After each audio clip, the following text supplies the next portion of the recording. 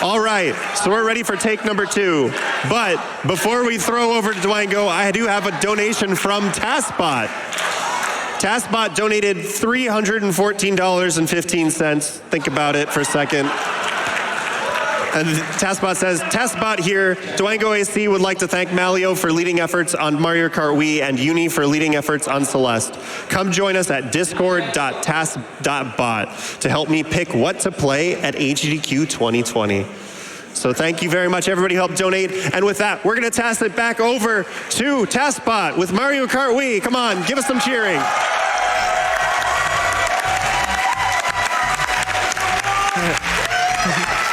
They are wild out there. All right, we are ready to go. This is going to be a lot of fun. I've got to tell you, while I've been watching how things have developed over time, it's been really fun seeing the improvements. We submitted this at submissions. We had everything ready at submissions, but man, since that time, we have seen some really amazing improvements. I'm going to take it over to Malleo, if I pronounce that correctly for once. Yeah. Malleo is going to introduce the rest of the crew, but before he does, I want to talk about the console we're using. This is a completely unmodified console. It's a completely unmodified copy of the disc. The only thing we've done is made some cosmetic changes, because normally in this game you wouldn't have any sound while watching a ghost. We've also added another cosmetic change to add in a speedometer. I think that's the majority of the changes. Yeah. There's also some things that we did to help us quickly get to the next file. You'll notice there's a rather peculiar looking me. You'll be seeing him a couple of times. I'm going to turn it over to Malleo, and I got to tell you, you guys are in for one heck of a treat. I am not worthy to provide commentary for this because it's just too crazy, so he'll be leading that up and has done a fantastic job of organizing the team. Thank you so much. I'm going to hand it over to you. All right, sounds good. Thank you for the introduction, Dwango. So my name's Malleo. I'm joined by... Hi, I'm Luke. I'm Derek, or tasPlasma. We got Funky Kong over here. Yeah, so together, ourselves and our community of 20 authors put together a showcase of 11 tracks that we'll be showing off today. So I think with that, is everybody ready to get started? Yeah? Yay! All right, 3, 2, 1, go. All right, so this first track is Luigi Circuit. Right off the bat, you'll notice that we're using Funky Kong and the Spear. So out of all characters, Funky Kong has the fastest speed stat, and Spear's the fastest vehicle in the track. Yeah. This track was made by, this task was made by myself, Monster, Rocky, and Thomas. I believe this was made in February. So we'll take these first 2 turns real quick. Leading up to this ramp, you're going to see that we're going to use a series of rapid-fire hops to reduce our airtime on this ramp. And if you rapid-fire hop leading into this curve right here, we can actually get ourselves stuck in the floor, and we can lose traction and build up speed as we make our way down the floor. It's the same speed as if you were using a mushroom constantly. And we can stop hopping, get ejected out of the floor, and do a couple frame-perfect jumps to conserve some of that momentum. Yeah, so the reason this actually works is that very briefly after our hop, there's about a 2-frame window in which the tilt of your bike is locked into place. So if you hop again during those 2 frames, you can keep doing hops over and over and over again. You kind of lose traction with the ground, and you start sliding, and we can use that to just build up an insane amount of speed over time. And you'll notice we don't do, that's what we call the super grind there. We don't do that on lap 3 because the only reason it saves time in the first place is because we can bring that increased speed into the following lap. But since this is the last lap, it's not worth it to go out of our way to set it up. Yeah. Hey!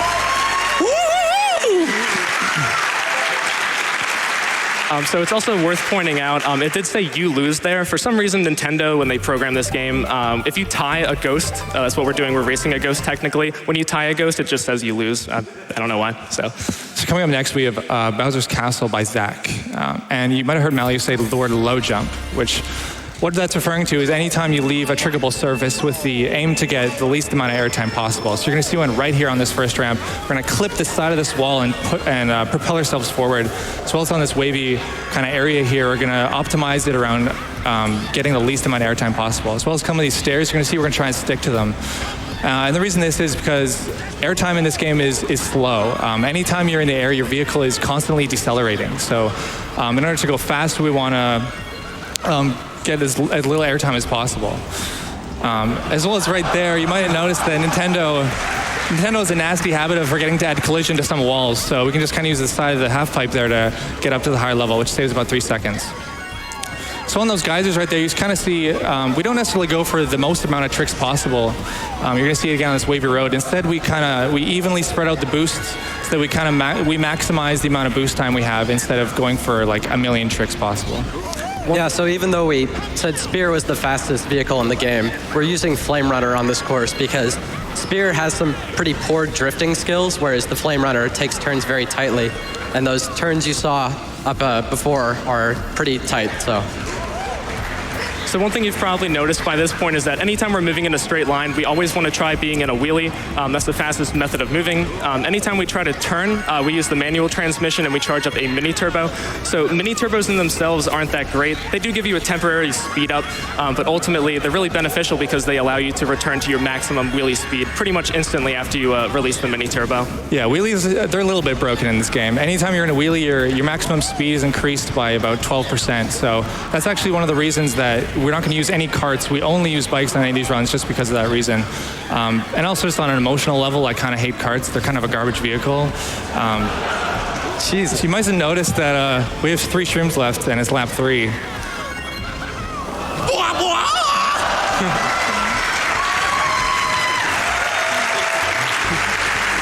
So we mentioned rapid fire hop ejection on a Luigi circuit. It's the exact same principle. If you release your rapid fire hop right at the end of that ramp, it's going to kind of boost you out of the ground. You get insane airtime, and you can use that to skip the turn. Okay, so this upcoming track is Toad's Factory. It was made by Blaze, Malleo, Luke, and myself.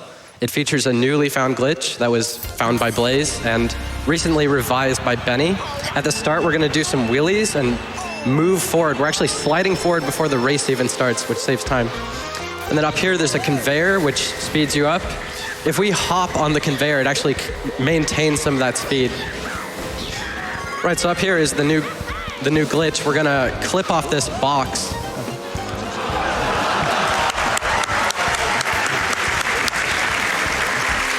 You'll see Spear is taking some of these turns pretty awkwardly, but it's due to its just poor drift mechanic. However, we were able to catch that really fast box cycle on lap 1. So we think Spear is the fastest vehicle on this level. Yeah, so this, again, we mentioned this is a very new glitch that was found very recently, and the reason that's kind of the reason we want to show off this course is because it is new. A lot of these courses that you're going to see are the result of years of optimization and strategy discussion and trying to figure out different things. So we thought it was important to show that, a lot of these strats you don't find first try. It takes a long time to develop these methods. So this is what maybe an early revision of what an optimized course would look like. And this course has some interesting challenges because the box clip is cycle-based. It's the first cycle-based course in the entire game that requires a certain cycle to progress. So there's some interesting challenges that come with optimizing this course in particular. And one thing to point out too is after we land here, you noticed on lap 1 we had a stick on the inside, and that was ultimately because we had to just barely catch the first cycle, so our angle after we land isn't as far to the right as we'd like. But luckily on lap 3 the conveyor belt switches directions, so we can just take the inside line. And here we can use rapid fire hops to reduce our airtime, and there's Toad's Factory.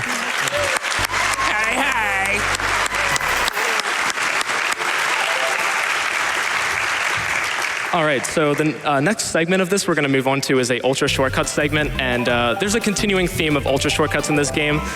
This task was made by Akari, RS, Snoop, Jellopuff, Luke, myself, and Thomas. So right off the bat here, we can draw some parallels to Toad's Factory. We can use a series of wall clips here to get this Ultra Shortcut.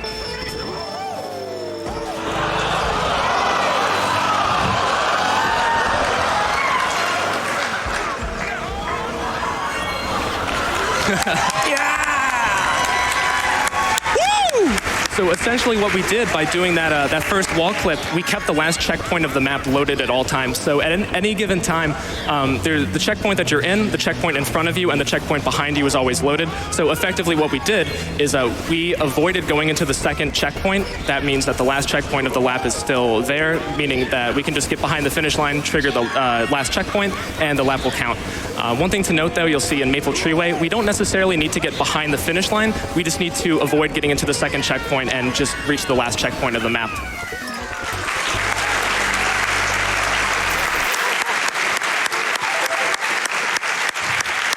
So the next ultra shortcut we're going to show off is DK Jungle Parkway by Malleo, Blaze, and Thomas. And it's going to use a wall clip as well in order to achieve an ultra shortcut. It's also going to use an interesting glitch called the horizontal wall glitch. And you might ask what a horizontal wall is. Most walls in the game are placed vertically, hence the name wall. And however, Nintendo placed the wall collision in some areas horizontally. So the top of this finish line is actually a horizontal wall. And for whatever reason, when you touch a horizontal wall at a specific point, it allows you to pass through walls very briefly. So we're going to use that to get past behind where the last checkpoint is still loaded, and it's going to count the lap. Yeah, so one of the reasons why we wanted to show this course is there's a very similar glitch in Mario Kart 64, which was actually shown at a previous GDQ. So shout outs to Mario Kart 64 and Jungle Parkway.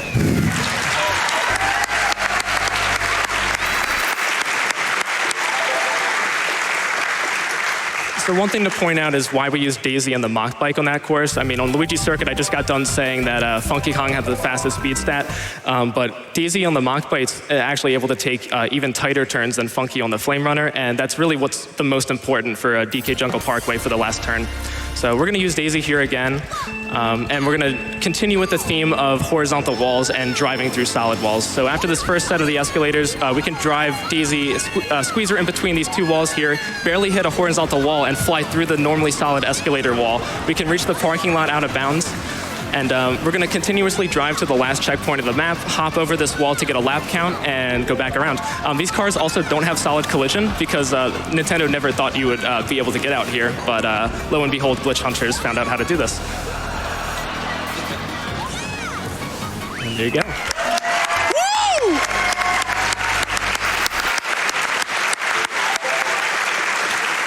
So the next ultra shortcut we're going to show off is on Mushroom Gorge. This task is by Estaloy and Jellopuff.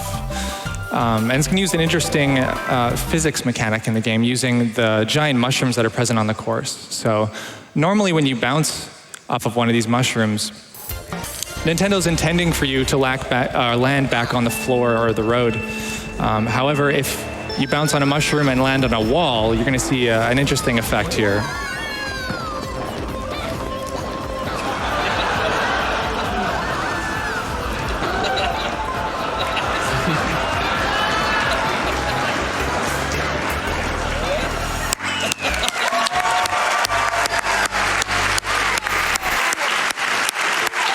Yeah, so for whatever reason, the wall kind of maintains the effect of the bounce effect of the mushroom, and you can use some very precise inputs in the air to navigate around and hit the last checkpoint to count the lap. So this TAS is Grumble Volcano. It was made by Thomas, Sware, and Doofenshmirtz. It's going to be on the oldest glitch in the game. It was found 2 months within the game's release. We're using Toad and Quacker here for their very high acceleration stats. Most of the TAS is just driving around this rock and counting laps. So we want to be able to slow down very quickly and then use our mushrooms in tactical spots like here and at the end.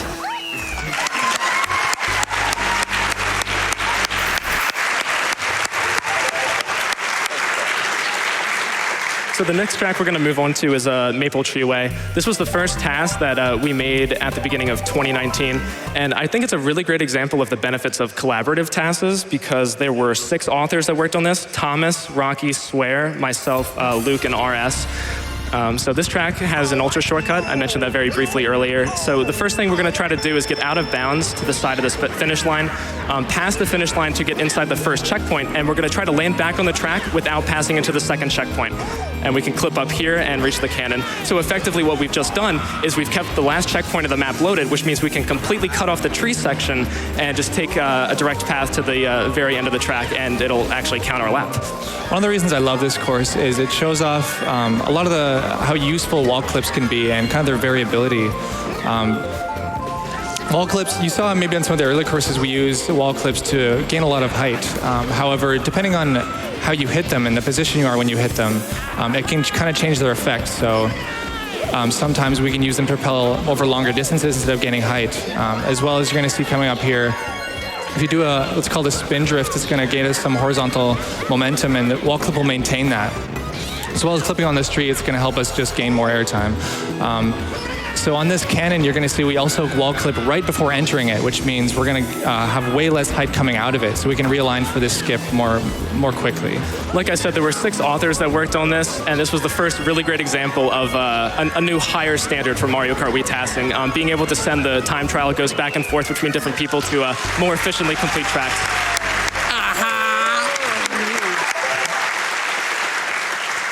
All right, so the next track that we're going to be showing off, we've actually been keeping this secret from the community up until now. DK Summit has a glitch, and that also means that the Flower Cup is the first track to have a glitch on every single track. So this was made by Zach, Jellopuff, Luke, myself, RS, LuigiM, CF, Akari, Thomas, Marth, and Rocky, so 11 people. I'd first like to reiterate the properties of rapid fire hopping. If you rapid fire hop off of a ramp, you'll get reduced airtime. If you rapid fire hop in the ground, you can build up speed. If you rapid fire hop up to zippers, this can happen. You can fly straight through the wall. After you land from a zipper trick, you can actually pass through the snow patch if you have some invulnerability frames there.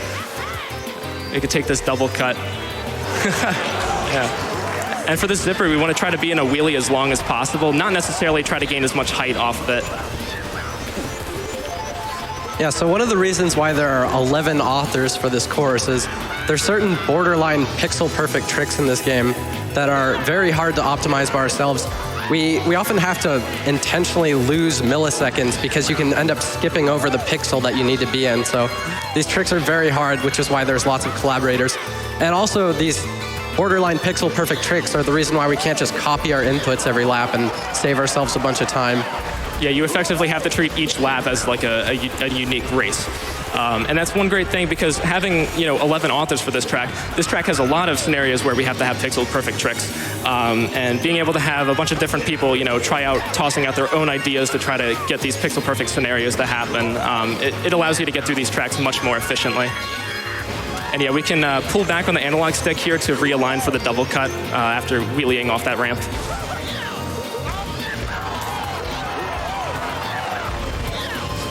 And that's DK Summit. There you go.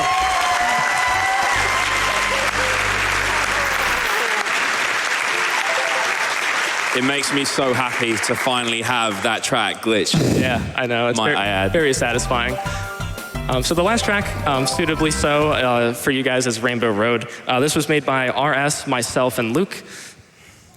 So yeah, right away you're going to see an interesting strategy. It's comparable to super grinding in that you want to lose traction with the ground. So we're going to hop off kind of on the edge right here and ride it so that we don't have any traction with the ground. Build up some momentum so that when we reach the edge of the ramp, we can completely skip that turn. As well as on this figure 8 section coming up, there's some interesting walls as well that you don't actually bunk into, but instead it pushes you back. So we can abuse that by just hitting it in a certain way that'll push us forward instead. So, as you can tell, we're in a boost for most of this course, so there's not a great place to use your mushroom except right here, because cannons drop you off at a very low speed, so we want to accelerate as fast as possible there. And then right here, we skip this chasm, and then do some rapid-fire hop low trick around the fence. And so during the second lap, I'd like to name every author that's helped work on this.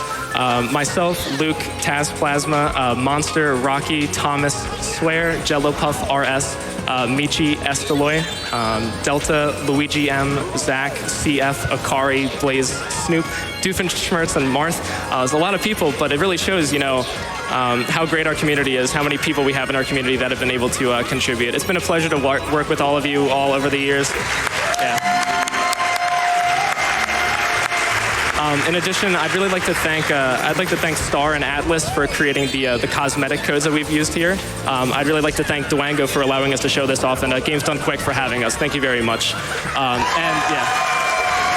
And we will leave you with this. This is the Rainbow Road Ultra Shortcut. We can collide with this wall, bounce over the fence, turn around, use our 2 remaining shrooms to just barely land on the last ramp of the track.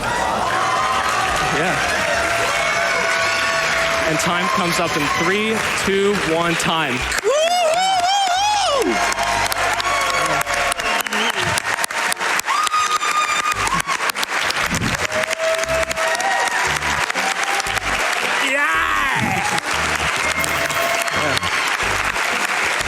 Everyone is standing behind me. This is awesome.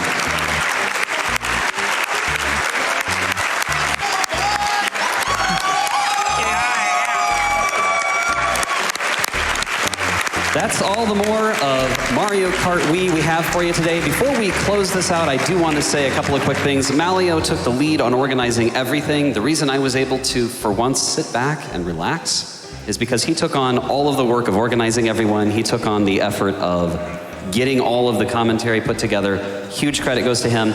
I would like to, yes, indeed. Yeah, let's clap for him one more time because he did Let's go!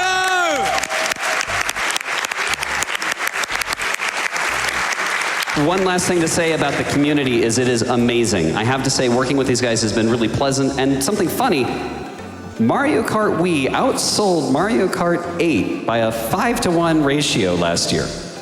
This community is active. It's amazing. Feel free to get involved. And where can they do that? So you can check out tool-assisted speedruns for Mario Kart Wii at mkwtas.com. And for RTA, where could they go for time trials? MK leaderboards, I believe. There's also some forums as well, places that they can go. There's a thriving YouTube community as well for the game. A lot of the world records are posted to a YouTube channel. So all you have to do is go into YouTube, search it up, and there'll be ways to get into the community. It is huge, it is booming, and it's been 11 years, and it's still going strong.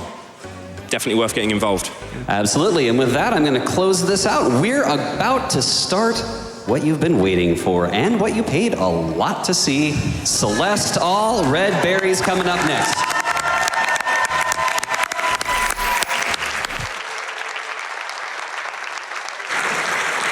All right, this is Raelcun, and I'm here to give you an important message.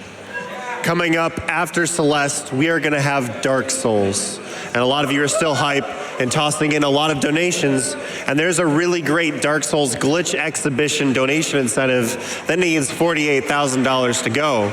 So now that you have met Celeste, and a lot of you are still sending in a lot of wonderful donations, why don't you send those donations in towards that Dark Souls glitch exhibition?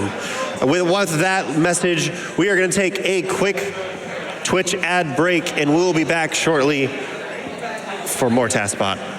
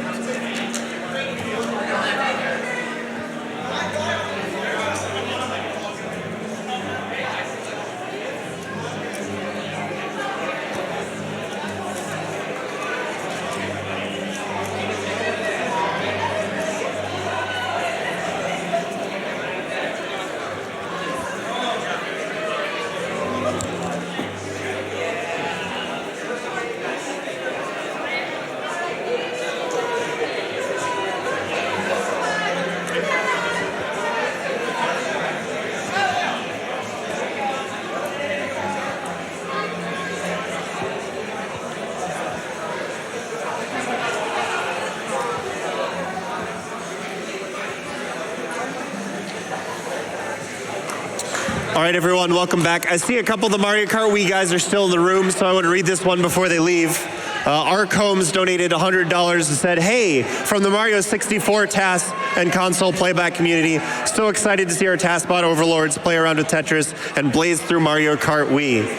But we've got to get that Celeste Allberries run in there. Let's see those donations come in hype." And you guys met that donation incentive. Great job out there. But we need to push more for that Dark Souls glitch exhibition. We have a couple quick sponsor messages to go through, and we'll be right back.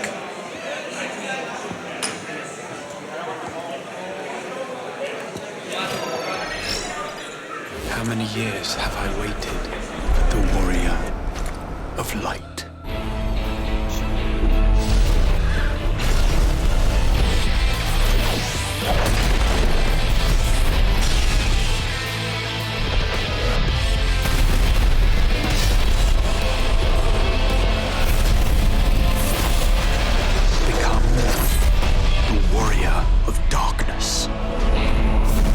Rated T for teen.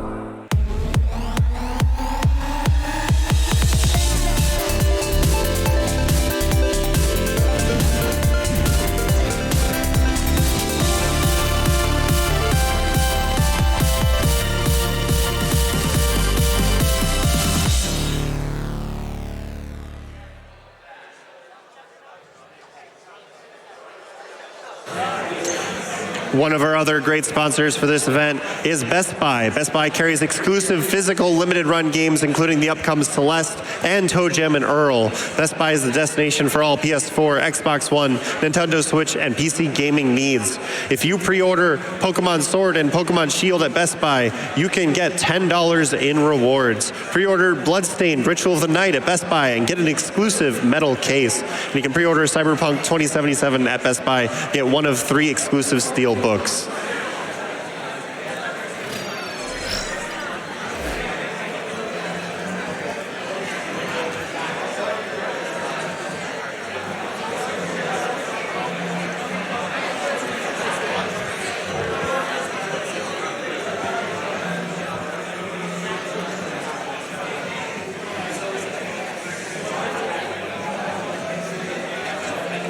I have $100 from Let Fire Rain Down, and they say, amazing task run. Looks like Celeste is funded, and right you are, sir. Thank you very much for that donation. Coming in right after we met Celeste, I've got a donation from the Yeti. Are you guys ready to hear about how much it is? We have $30,000 from the Yeti.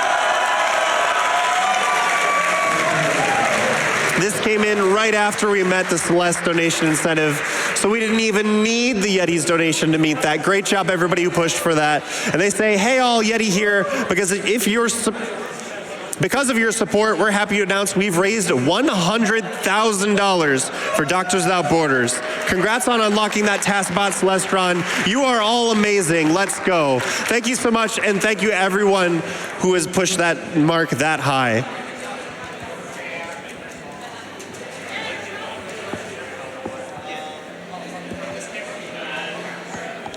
Dark Tech donated $25, says, save the frames, kill the strawberries?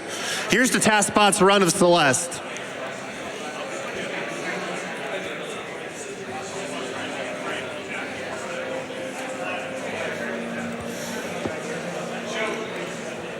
We've got some good donations coming in for that Dark Souls glitch exhibition, but we do have a little bit more to go.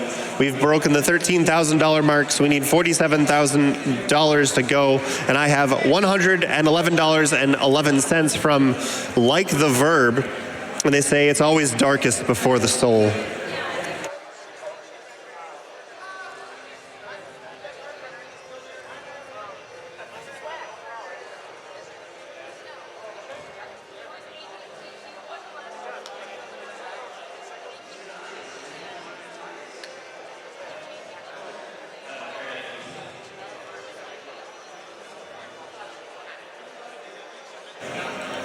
I have $50 from Medicinal Carrot, and they say, TASBot is how I got introduced to GDQ, so it's only fitting I make my first donation during Task Block. Thanks for the great event and hard work, everyone. And thank you so much for your donation, Medicinal Carrot.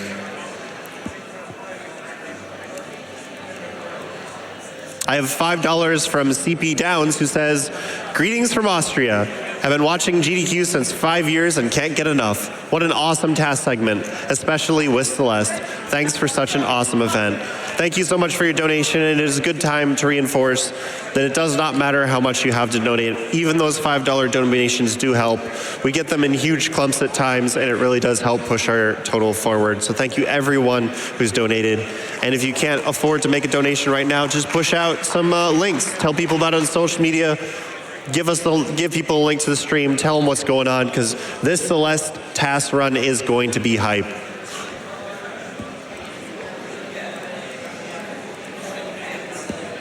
Link Chef donated $30, says, I don't even play Dark Souls, but since I got my Celeste run, the Dark Souls fans deserve a glitch run. Let's go.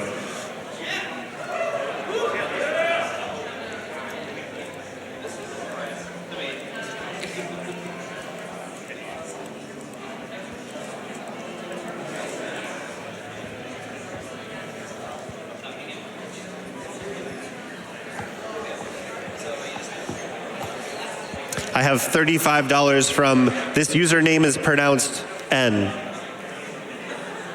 And they tricked me because their donation says, so if you read the full username, you mispronounced it. Congratulations. And they say congratulations to us for getting the Celeste Run incentive, so let's wrap up those Dark Souls glitches. But mostly, congratulations to MSF for providing a critical service to people around the world in need. And that's a good time to remind you all that you are watching Summer Games Done Quick 2019, live from Bloomington, Minnesota, and we are benefiting Doctors Without Borders. Doctors Without Borders, also known as MSF, is an international independent medical humanitarian organization that delivers emergency aid to people affected by armed conflict, epidemics, malnutrition, natural disasters, and exclusion from healthcare in over 70 countries in 2018. On any given day, thousands of individuals representing dozens of nationalities can be found providing assistance to people caught in crises around the world. They are doctors, nurses, logistics experts, administrators, epidemiologists, laboratory technicians, mental health professionals, and others who work together in accordance with MSF's guiding principles of humanitarian action and medical ethics. The organization received a Nobel Peace Prize in 1999. So thank you, everybody who's donated for this fantastic cause so far, and to everyone who is going to donate for the rest of the event.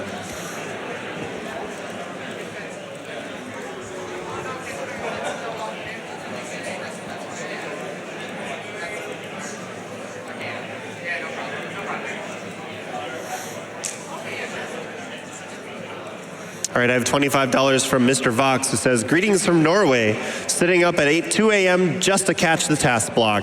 And let's get that Dark Souls glitch exhibition. And last of all, hype!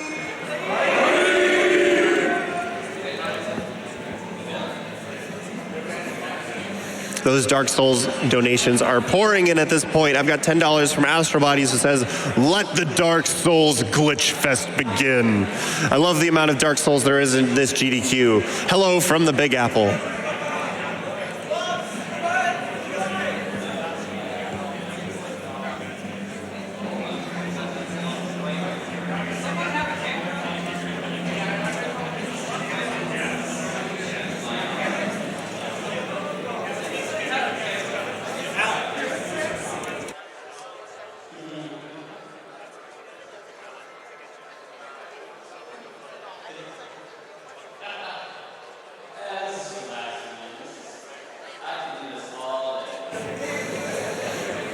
All right, guys, I heard you like puns. I have $50 from J. Kyle Pittman, who says, if we all pitch in to reach the Dark Souls Glitch exhibition, is that jolly co-op donation?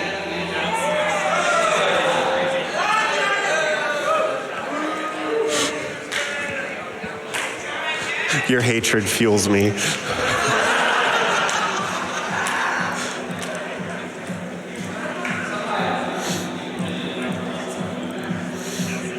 Amaltia donated $50 and says, it was difficult, but I managed to pull my eyes away from the Mario Kart task to donate. Awesome part of the marathon. Thank you very much for that $50.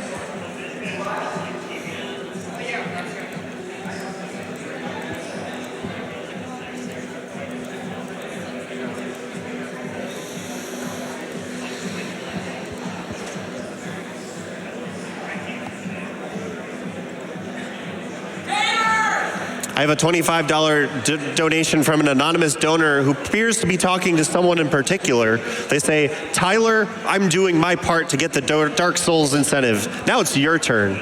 You too, audience.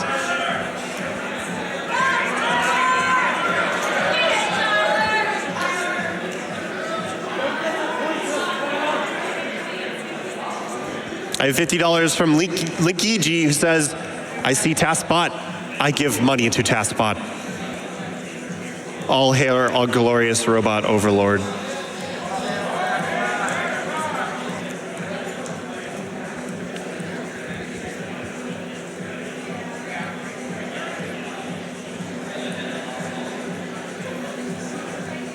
I have $125 from Lancashire McGee, who says, every year the TASBot gives me life.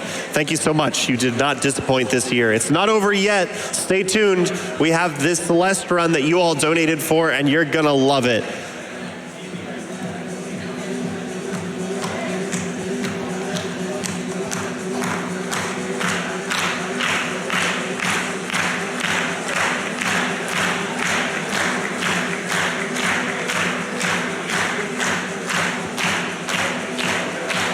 To everyone who's still donating for TASBot, please put those donations in for upcoming donation incentives.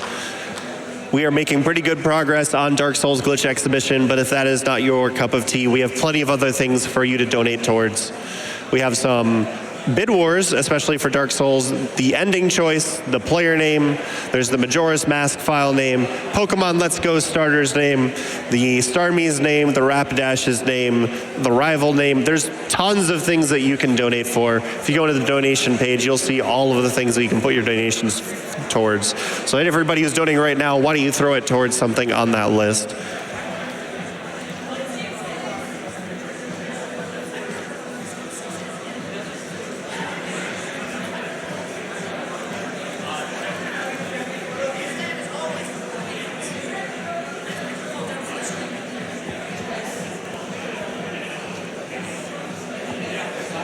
As a reminder, right now we have several great prizes that you can donate towards. We've got the Alienware Aurora R8 PC, which is a cumulative $150 donation. A lot of you guys who are tossing in good donations here are going to be eligible for that. But if you're holding back, maybe that's a nice incentive for you to donate now. We've got the SGDQ2019 banner, photozomed. We've got the Celeste Portrait cross-stitch, and plenty of other prizes for you to win at the moment, as well as the Master Sword and Hylian Shield Grand Prize. That's a $200 cumulative donation for that last one, and there's a lot of things that you can enter yourselves to win for.